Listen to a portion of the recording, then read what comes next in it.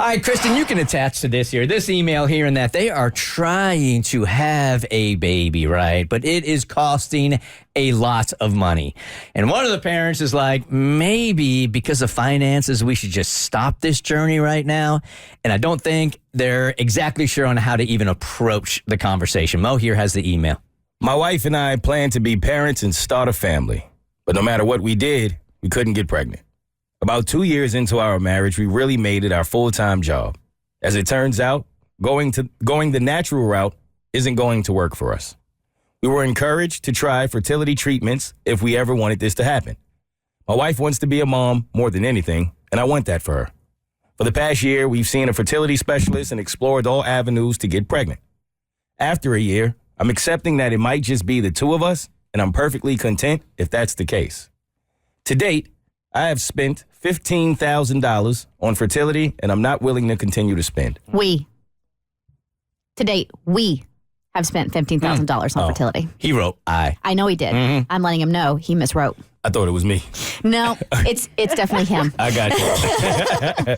We are not made of money, and I can't keep spending money we don't have on a pipe dream. There's your we. There's your we. We don't have on a pipe dream. We are not made of money, and I can't keep spending money we don't have on a pipe dream. He's confusing his eyes with we's. I just must, yeah.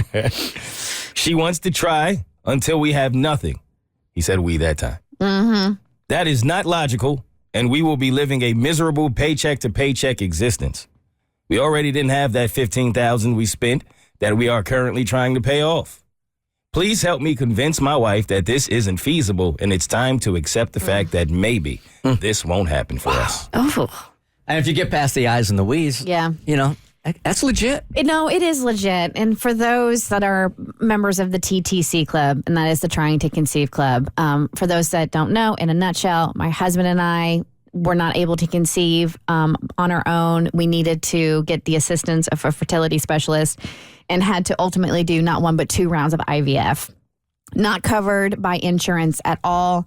The cost of the meds, the cost of the surgeries, it is astronomical for those that have to seek medical assistance to have children. It is a miracle that these scientific advancements are out there and that you can do this, but you have to be, it sucks because I recognize how fortunate Bart and I are in our financial situation that we could afford to go the route of 2 rounds of IVF, because there are a lot of families like this one right here that is just not feasible. And you are going to find yourself in an insane amount of debt trying to have a child, trying to fulfill your dream. So while I do agree that, he's got a point, how can you just give up your dream of having a baby because you don't have the money? And it's an impossible situation, and it's not one you can tell her to do, because as the mother in this situation, the pull and the desire and the need and the want to have that baby and all the emotional turmoil you're going through and the mental turmoil because your body is not doing what your body essentially was built to do. And it's such a mind F along a mind F on top of a emotional roller coaster on top of like the physical toll it takes on your body to put yourself through all that.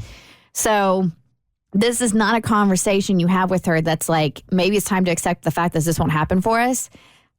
Maybe it's time to hit pause and to reevaluate finances and your game plan. But you can't rip the rug out from under her and be like, this isn't going to happen for us. So what would you suggest, like, he approach her and say, how do you say this? Like, what is the most that we can spend here financially? Can we look at our finances and say, okay, at $30,000, we've already gone way past what we can really afford? It seems like they're already past that with the $15,000 they've spent. I think I'm using that as an example. Okay, so does he come to the table with a certain amount and then they debate it back and forth, or how do you even approach that? And if she says there is no amount, then what do you do? Then you're at a stalemate. I know. And it's like, where is the compromise there? And I feel like he's an equal partner in this, as is she, which makes it super complicated. But you have to sit down. It's so hard to put a price on life. Yeah. How could, if you were in this situation and it was you and Bart, what could he have said, or how could he have approached it with you being open-minded about it? I wouldn't have been. No. No. There's nothing he could have said. That's just like my knee-jerk reaction. As far as like my gut reaction, I would have gone so into debt to bring Jimmy into the world. I think that says it all. I mean, if it's not feasible, it's not feasible. But like you said, you can't put a price on life. I genuinely don't know. If I'm in his shoes, I know it's easier said than done, but I would just try to come up with a plan and find a way. No way to open up dialogue at all, you don't think? It sucks. And it's so, no, I mean, I do think, and to go through something like this together, you have to have open dialogue.